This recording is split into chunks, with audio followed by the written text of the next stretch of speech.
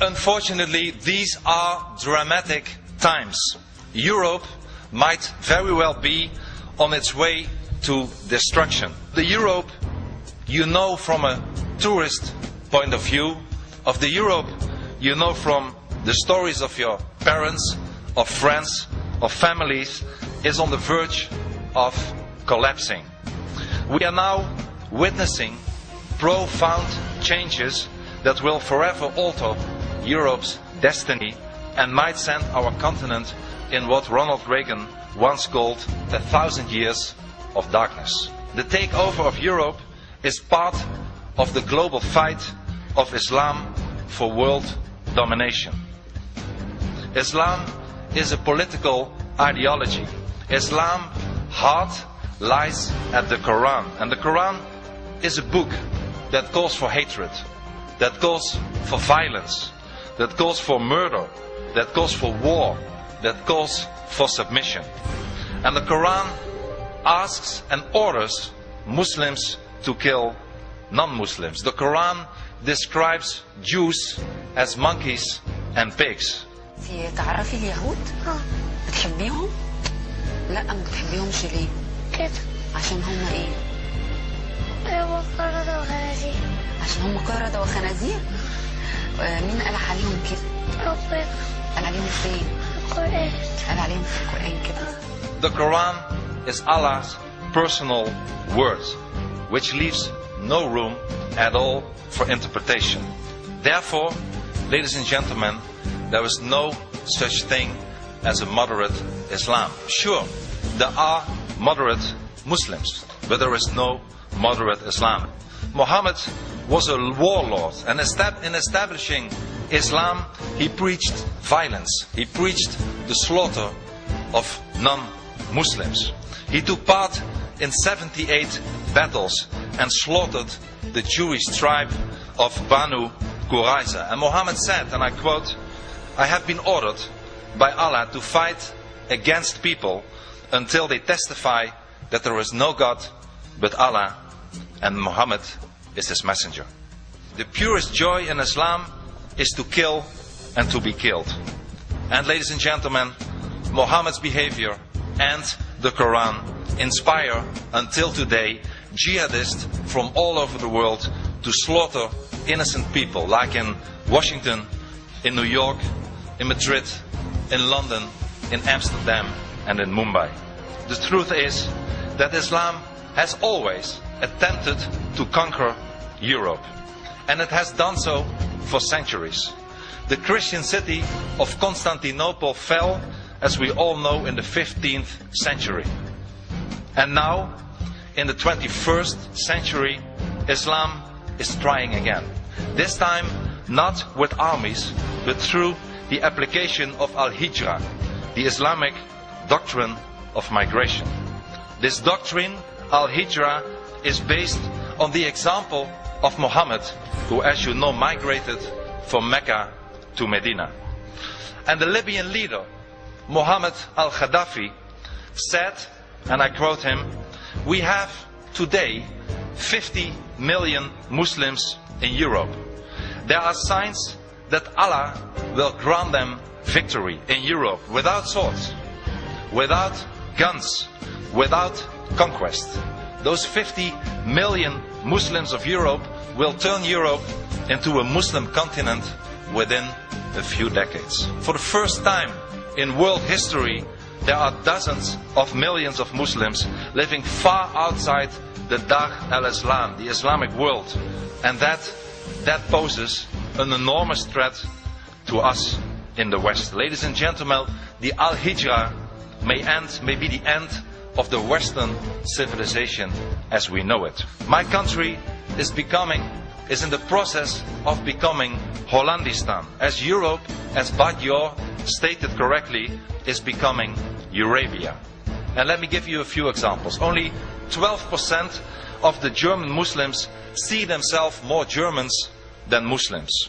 And churches all over Europe, churches are emptying out, whereas mosques are shooting up like mushrooms.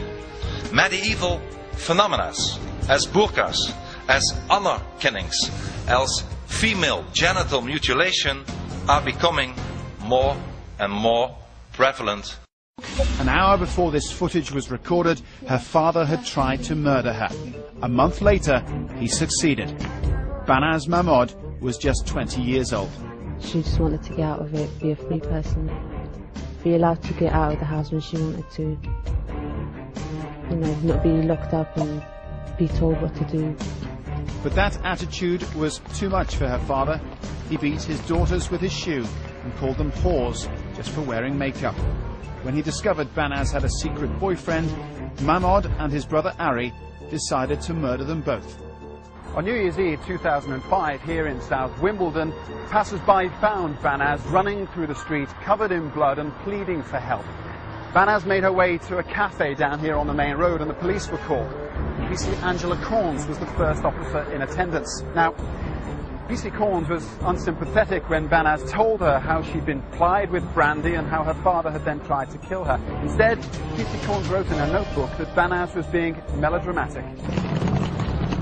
Banaz Mahmoud was strangled in her own home, her body crammed into a large suitcase. It was then transported north to Birmingham and buried in a hole 5 feet deep in the back garden of this house. It was 3 months before her body was found. Sharia statements, Sharia testaments, Sharia mortgages, Sharia schools, Sharia banks, yes, even in the United Kingdom, Sharia courts and even Sharia Barbie dolls. We all have it in Europe today. And then I have not even mentioned that, for instance, in Denmark, in the capital of Denmark, Copenhagen, 70% of the crimes are committed by Muslims. Ladies and gentlemen, we let in the Trojan horse. And allow me to give you a few examples that it's also happening not only in Europe but also in your country, in the United States. Muslim taxi drivers in Minneapolis airport have already refused more than 5,000 passengers because they were carrying alcohol. Muslim students are demanding separate camping housing. Muslim women are demanding separate hours in gyms and in swimming pools. Schools already here in the United States have been banning Halloween and Christmas celebrations. Schools are taking pork off their cafeteria menus to avoid Muslim students, to offend them. Ladies and gentlemen, please be aware that everything I mention is just the beginning. If things continue like this, you will have the same problems as we currently have in Europe. If we do not stop the Islamization, we will lose everything. We will lose our identity. We will lose our culture, our democratic constitutional state, our freedom, and indeed our civilization. And in Europe, we are already losing the right of free speech, the right to criticize Islam. Ladies and gentlemen, there is one Western country that has been forced to fight the forces of jihad for its values since the beginning, the very first day of its existence. And that is the State of Israel. I love Israel. However, in Europe, being pro-America and being pro-Israel makes you almost an endangered species. But Israel, ladies and gentlemen, is a beacon of light in an area, the Middle East, that is pitch black everywhere else. Israel is a Western democracy. A very important point I want to make for you. The so-called Middle East conflict is not about land at all. It is not a territorial conflict. It's a conflict about ideologies. It's a battle between Islam and freedom. It's not about some land in Gaza or Judea and Samaria. To Islam, the whole of Israel is occupied territory. They see Jerusalem and Haifa as settlements too. Islam forces Israel to fight. And Israel is not just fighting for itself. Israel is fighting for all of us. We all are Israel. Israel fights for the entire West.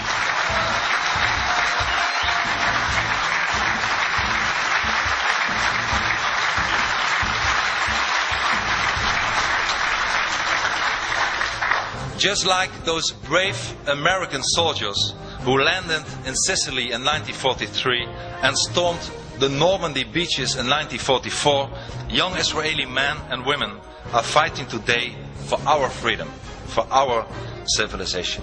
The elites that rule our societies, our